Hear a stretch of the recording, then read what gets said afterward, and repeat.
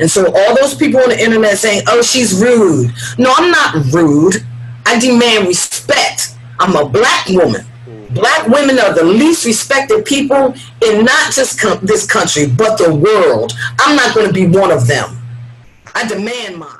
This was an interview I had with Dr. Blaque on September 20th, 2020. Dr. Blaque was the talk of town during the Trump town hall in Pennsylvania. To rehash your memory, check this out. Should pre-existing conditions which Obamacare brought to fruition be removed? No. Please stop and let me finish my question, sir. Should that be removed within a 36 to 72 hour period without my medication? I will be dead. And I want to know what it is that you're going to do to assure that people like me who work hard, we do everything we're supposed to do, can stay insured. It's not my fault that I was born with this disease. It's not my fault that I'm a black woman and in the medical community I'm minimized and not taken seriously. I want to know what you are going to do about that. So, first of all, I hope you are taken seriously. I hope you are. Dr. Blaque described the pain she felt after the town hall, saying she was in tears, that Trump did not answer her question. The answer that I received from the president actually broke my heart and made me extremely angry. In fact, when the event concluded and I left Constitution Hall, I sat on one of the walls and I broke down and I cried. Because he did not address the question at all. What he did was he took what I said about Obamacare and flew with that in order to chop Barack Obama and the ACA to shreds and to attempt to chop Joe Biden to shreds because he was one of the most important people in creating the Affordable Care Act. For the record, I do not get the ACA. I am insured by the state of Pennsylvania because I work for the state of Pennsylvania. And even though it is very expensive for me because I'm a single income, I have no children, but I have a single income, and it's expensive to live where I live with all the medications, the co-pays, and the testing, etc., and I get quite a bit. That's not my complaint. My complaint and my problem is that as sick and disabled people who have diseases we cannot control, we were born with and are stuck with for life, we are thrown away like trash. We are treated like he treated me. He fluffed me off like soot on the bottom of his $3,000 pair of shoes. And I resent it. We have a right to live, we have a right to life, and we have a right to be treated equally within the medical community and among insurance companies. Without the pre-existing condition rule, insurance companies are going to revert straight back to Loma 1 through 10, and they're going to put a morbidity date on my life, which I have already passed. And I will be uninsured again. Now in 2021, it has come to 100% belief because the question still stands from the Affordable Care Act appeal to accommodating pre-existing conditions. Was there actually a healthcare plan?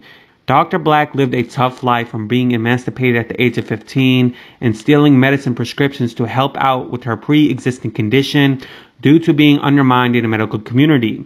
At the age of 15, a doctor suggested Dr. Blaque to learn Braille, which is a system of touch reading and writing for blind people where they use dots to represent the letters of an alphabet.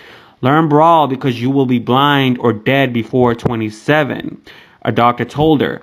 And Dr. Blaque responded, I remember my retorts as if it were not nearly 44 years ago. She says, you are not God. You don't get to choose when I die or how I die. So the doctor quickly wrote my first prescription for prednisone, a steroid used to treat disease associated with inflammation. Black women are 3 times more to catch anything from breast cancer or, to Dr. Blaque's case, a disease called sarcoidosis, which is a chronic inflammatory disease that can affect multiple organs in the body. Dr. Blaque has in her eyes, according to her CNN piece, she also suffers from photophobia and also a loss of vision from this. Now, I had to interview Dr. Blaque. She is definitely my kind of people due to being direct and honest. Here are a few clips that I had saved from my laptop. I hope you enjoy. I like to exploit my No, I saw all of that. I saw your interviews. I want people to understand that this is not a joke. I've got trees behind me. We gonna get all of that. We gonna get all of that. I was trying to get in this last Newport. Oh Lord, come on! You talking about a whole condition and you smoking? Come on now. And I don't get to do it very often. Very rarely, actually. All right, you ready to start? I am about ready. I was thinking about opening up the blind. No, go ahead. Do what you got to do. Just to get some more. Oh, I forgot. I put a light right here with a foot thingy. Okay. You good now? No, you got to open the light. Go ahead. I'm not rushing you. Oh, this is much better. It's always your light is good. You know, put on my glasses and cover my back. Crazy. When you're you was on Joy Reid and CNN and you froze on me. Huh? You're frozen. Oh, am I? Are. Huh? You are. You're frozen at the moment. Yeah, I am frozen. Hold on. This on a split screen so they can see us. Okay. Wait, it's better now. Okay. Sorry, I'm using cheap Wi-Fi. Oh, you know what? The money that you have to pay for Wi-Fi I'm paying $20 a week at the moment because I don't like. I know it's a whole. I've been paying that for like 4 months. 4 months. Yeah, for hotspot because they wouldn't come into my place because the whole virus. Because I have to get something installed in my outlet. I didn't have it in my apartment. Oh, they got it installed on the actual outlet. Yeah. So and then expensive. Plus, how many gigabytes are they giving you? You know. Well, it's $20 a week, so I don't know, maybe like 2-3 bars. I mean, but it's not too bad. Okay. Well, I guess. All right. So let's start this. All right. So kindly, I want to ask you this. So how did you know about this whole township hall thing with Donald Trump? I was actually recruited. Okay, how does that work? Well, it was a little weird. I got a call from a producer for ABC in California. And he'd seen a video of me, which I can't find, that seems to be on YouTube from a town hall I did with Harry Smith of NBC News back in 2018. Because I was also an undecided voter then. Except I was trying to choose which Democrat to vote for in the primaries.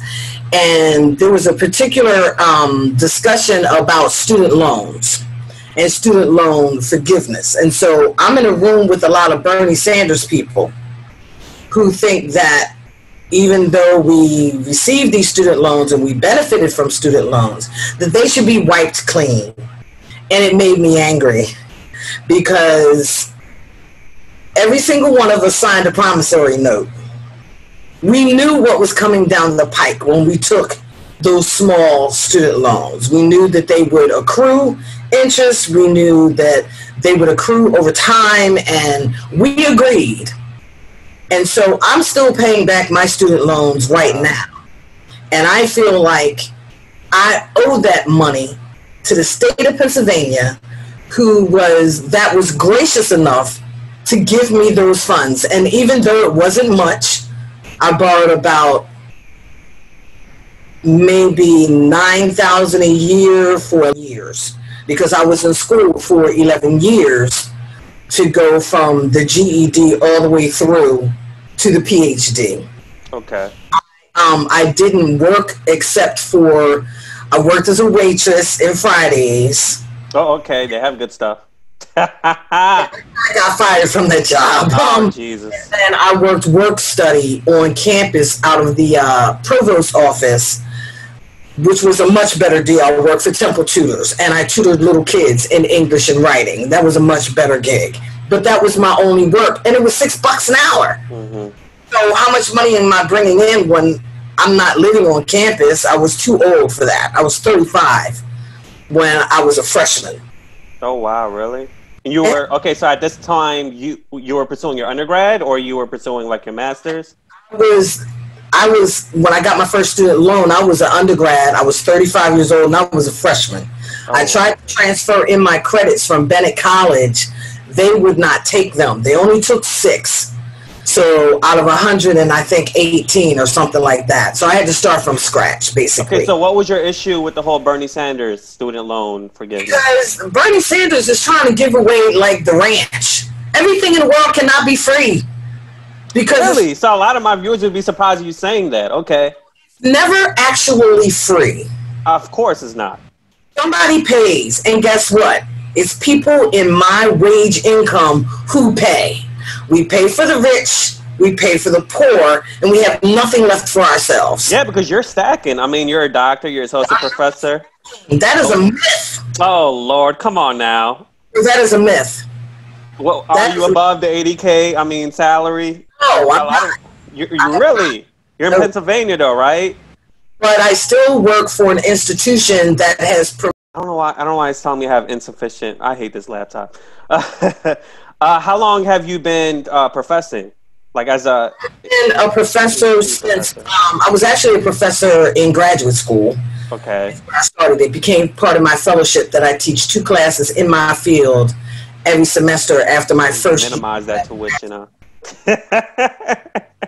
Say that again? I said, so you can minimize that cost, that student loan cost, or, you know... Actually, I was on a full ride fellowship at Wayne State. Wayne State was good to me. Oh, my goodness. They gave me money hand over fist. Okay, so you were at a community college. $1,000 a year to teach those 2 classes, so... I did very well at Wayne State. I was there for 8 years. I did a good... That was great. So you were at a community college and then you transferred over to Wayne State? I went to a community college. I went to Bennett College. Bennett College. You transferred to Wayne, correct? You know, when I was a teenager, when I was 19. Okay. I was expelled from Bennett. Why? I was expelled from Bennett because my best friend, God rest her, because she got murdered in 2007, I allowed her illegally to stay in my room at Murder Hall when I came back to Philly to visit my grandmother and my mom. And while I was gone, she smoked crack in my room. Oh, my God. And so that summer, they basically expelled me by mail and sent me my stuff. I wasn't even allowed back on campus because of it. So that was the end of Bennett. And that was I was going to go into my senior year. And I got expelled. So I had all those credits. And when I tried to transfer them, too much time had passed. Mm-hmm. Bennett College had nearly lost their accreditation multiple times. So those credits were worth nothing. Hip-hop DJ. Okay, at A&T State on a radio station, WNAA. Okay. And they considered that an internship and they gave me 6 credits for that. So Temple let me keep those 6 credits. So basically, I was from scratch at age 35. That's okay, all. So you mentioned that some producer from NBC, they saw some video of you on YouTube. They contacted you. When they contacted you, were you just like, oh? No, they contacted me. They actually tracked me down through my mom because I'm a very insulated person. So finding my number, good luck with that. So they tracked me down through my mom.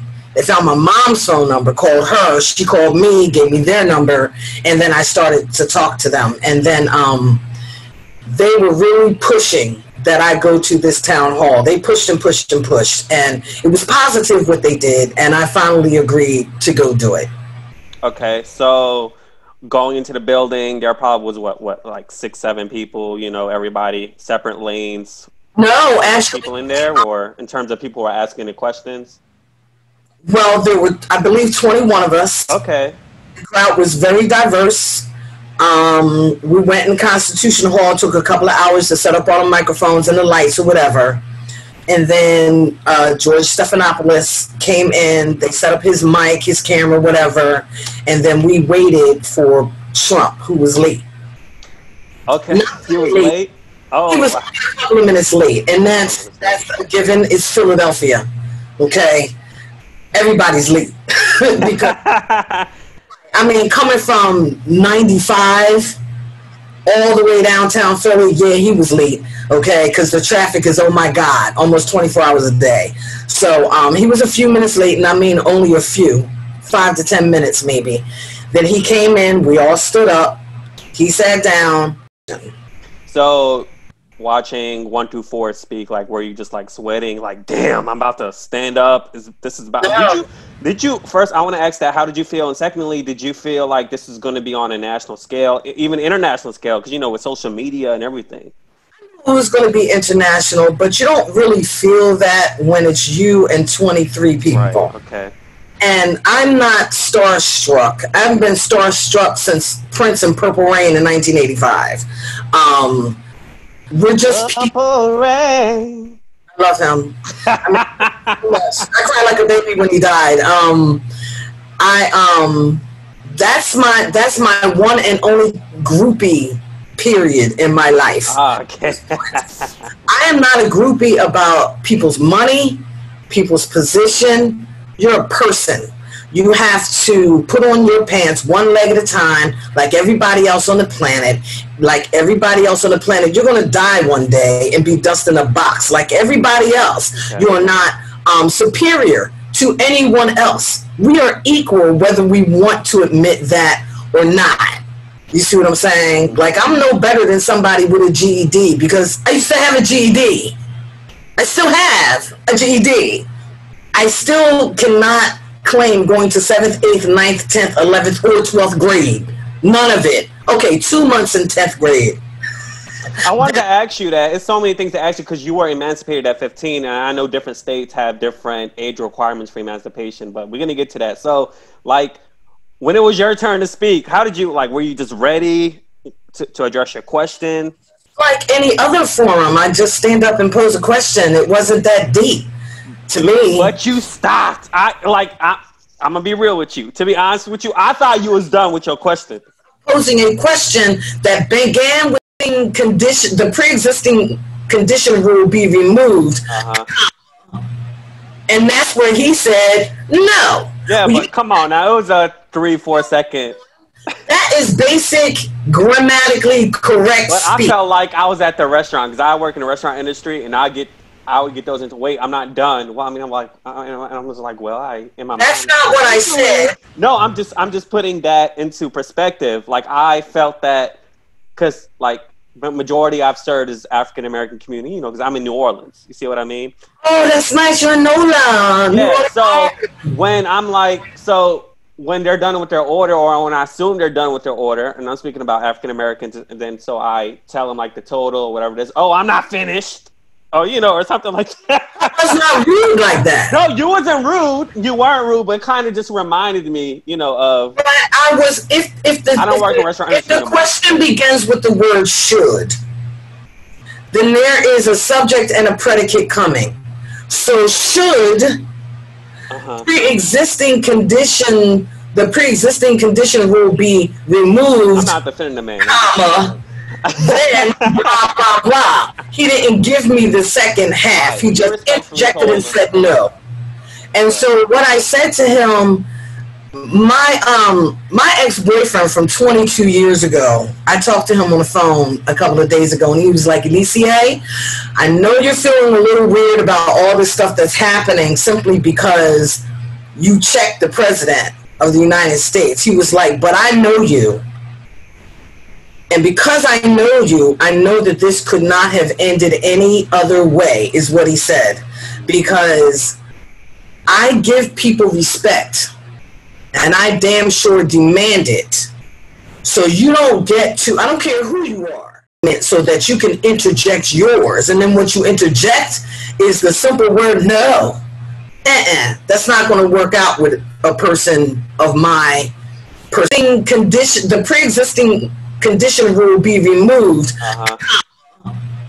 And that's where he said no. Yeah, but come on now. It was a 3-4 second. That is basic, grammatically correct speech. I felt like I was at the restaurant because I work in the restaurant industry, and I would get those into wait. I'm not done. Well, I mean, I'm like, and I was like, well, That's not what I said. No, I'm just putting that into perspective. Like, I felt that because, like, the majority I've served is African American community, because I'm in New Orleans. You see what I mean?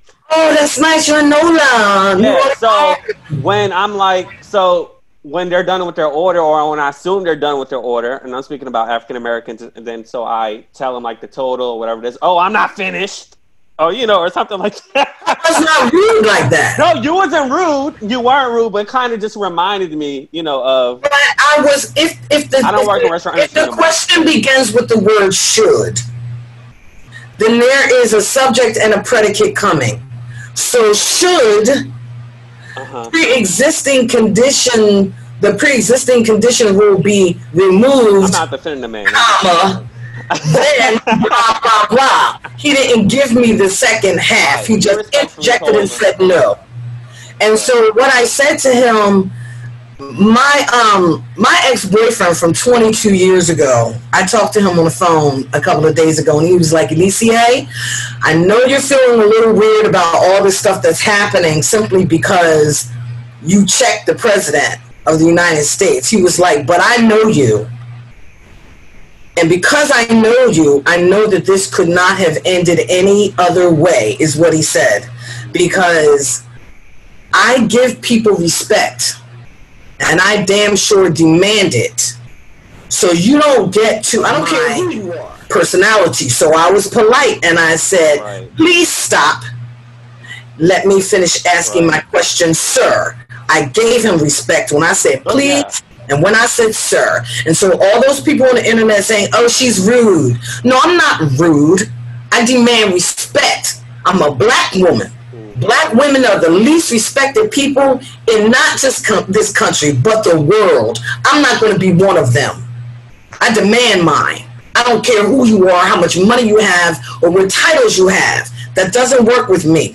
Because when people are speaking to me, I'm going to listen. The only person I interject on consistently, and it really gets on her nerves, is my mom. And that's only because me and my mom are so alike. We're born a day apart. She's born in 36. I'm born in 63. I look just like her. I'm aging just like this woman, okay? I know what she's thinking, so I interject and I finish her sentences. She hates that too. She absolutely hates it. But she finishes mine. We do this to each other all the time. But that's it. Everybody else in the world, I'm going to hear them out. And then I'll say what I have to say. I have to let, because I'm a professor, so I have to, my students don't always, their thought processes are sometimes disjointed. I read you already, my professor page. I know what they think about you. Hate my guts. Some of them hate my guts. That was my Bible in school. Before I pick a class, that's my Bible. I gotta, because I'm spending all this money. I'm about to pick somebody that got a strong accent, Indian accent, whatever. You know, because I'm gonna be like, it's just Say you should take her. Yeah. And that's enough for me. Because sometimes students put stuff up on like rate your professor because they're pissed about their grade. Yeah. And I'm a very hard grader. I'm very persnickety. Yeah, I'm very precise. I like specificity. And that's doing them a favor. That's what I'm paid to do. Yeah. You see what I'm saying? About race with me. It could be a Palestinian, like who I am, or someone like in the Indian culture. You Palestinian? Yeah. Yes, I am. So if they have like an accent, well, Bernie was a supporter of that. So when he told me, oh Lord, stop that. When he's Jewish. I don't care. No, you should care. Why? You should care. How deep into his political history have you looked? I don't care if he's Jewish. I mean, you know. No, that's not the question I posed, sir. But what did you mean? What did you mean by? That's up to you to do your own research. I'm not going to do it for you. Are you speaking of Jewish and are you speaking of the conflict between the Palestinians and Israelis? Is that a conflict? Are you? Is that a conflict? Well, you know what I'm trying to say. Is that a representation of complete annexation? Are you speaking of the history when you say he's Jewish? That's what my question is. I'm saying look into his political history and his political ideology over time. Bernie's been around for a long time. Oh yeah, I know. Bernie. Oh yeah. Look deeper. Look deeper. So that's a yes. That's a yes. Well, I mean, Linda Persor, who's a Palestinian and she lives in New York. You know, she's an activist. You know, she supports Bernie as well. I mean, we don't have anyone like that's that's supportive. Bernie is an over progressive. Well, let me. I feel like as soon as someone talks about Palestinian rights, you're automatically seen as anti. Yeah, I remember this entire scene. Yeah, that's what I graduated from. Yeah, exactly. And I think he was treated wrongly. Exactly. Making the statement that he made, because he didn't say anything that's not accurate historical data. Right. Israel. So I personally feel someone that's trying to get into this whole like transition from YouTube to like, you know, sometimes I feel, well, will I ever see the dawn of day?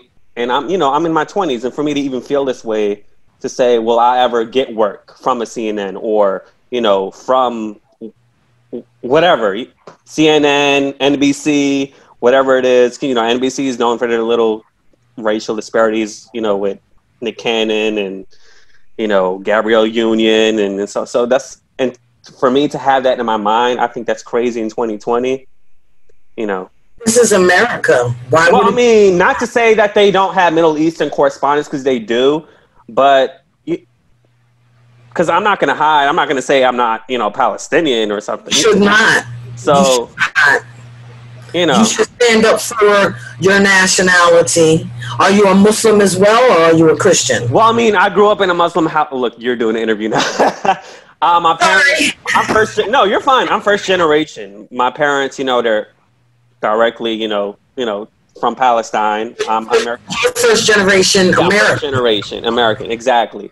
I grew up in a Muslim household. I don't really practice. I don't read the language, or I mean, I speak it, but the reading is a whole nother bar game, you know. I know. I'm getting into it now because I am a practicing Muslim. Oh, okay. So I mean, I say spiritual. That's what I say. It's not for depending on where they are. Well, the fact that it exists at all is problematic because that has nothing to do with God or law. Nothing. A Black American to be a Christian is to betray him or herself because he believed that God was Black. He actually wrote an excellent essay titled "God is a Negro."